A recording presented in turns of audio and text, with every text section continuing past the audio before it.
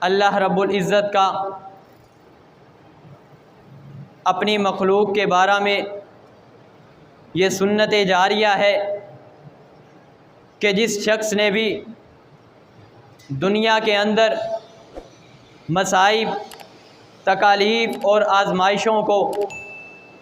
حرام کے ارتکاب پر ترجیح دی ہے تو اللہ رب العزت نے اس کو اس دنیا کے اندر بے پناہ خوشیوں سے نوازا ہے، اور اگر وہ شخص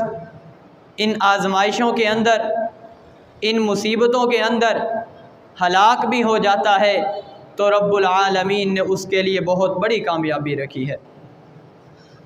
احبابی گرامی قدر، وہ لوگ بڑے ہی سعادت مند ہوا کرتے ہیں جو اپنی زندگی کو اللہ تعالیٰ کے بتائے ہوئے طریقے پر گزارتے ہیں اور ان چیزوں سے رک جاتے ہیں جن سے اللہ رب العزت نے منع کیا ہے۔ ایسے لوگوں کے لیے ہی تو یہ اعلان بشارت کیا گیا تھا، من ترک شیئا للہ عوضہ اللہ خیرا منہ، جو شخص کسی چیز کو رب العالمین کے لیے چھوڑ دیتا ہے، اللہ تعالیٰ اس شخص کو اس چیز سے بھی بہتر عطا کرتے ہیں۔ احبابی گرامی قدر، اللہ رب العزت نے جو چیزیں بھی ہمارے لیے حرام ٹھہرائی ہیں ان کے بدلے میں اللہ تعالیٰ نے اس سے بہتر چیز بھی رکھی ہے۔ جیسے اللہ رب العزت نے سود کو حرام ٹھہرایا ہے تو اس کے بدلے میں نفع بخش تجارت ہمیں عطا کی۔ اگر جوئے کو حرام قرار دیا ہے تو اس کے بدلے میں اونٹوں، گھوڑوں اور تیروں کے مقابلے میں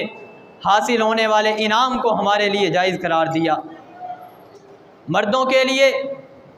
ریشم کو حرام قرار دیا گیا مگر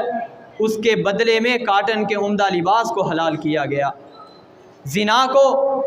حرام قرار دیا گیا تو اس کے بدلے میں نیک صالح بیویوں کو عطا کیا گیا۔ دنیا کے اندر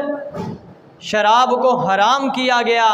تو اس کے بدلے میں جنت کے اندر شراب کی نہروں کو جاری کیا گیا۔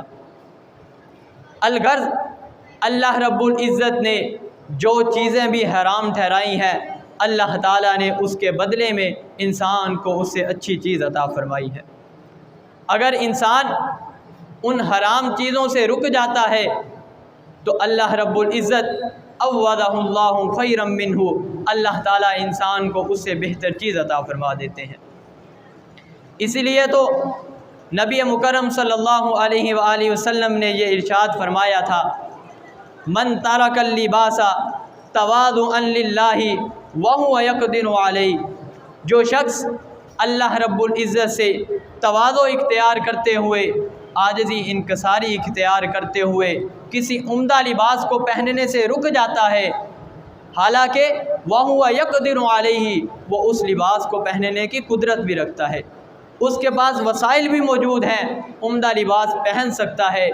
مگر اللہ تعالیٰ سے ڈرتے ہوئے وہ اس لباس کو پہننا چھوڑ دیتا ہے، دعاہ اللہ یوم القیامہ علی رؤوس الخلائق، اللہ رب العزت اس کو قیامت والے دن تمام امتوں کے سامنے بلائیں گے، حتیٰ یخیر من ای حلل شاء یلبسها، یہاں تک کہ اس آدمی کو اختیار دیا جائے گا وہ ایمان کی پوشاکوں میں سے جو مرضی پوشاک پہن۔ اور اسی طرح سے نبی مکرم صلی اللہ علیہ وآلہ وسلم نے ارشاد فرمایا تھا، من ترک شہوۃ وہو یقدر علیہ دعاہ اللہ یوم القیامہ، جو شخص کسی برائی کو چھوڑتا ہے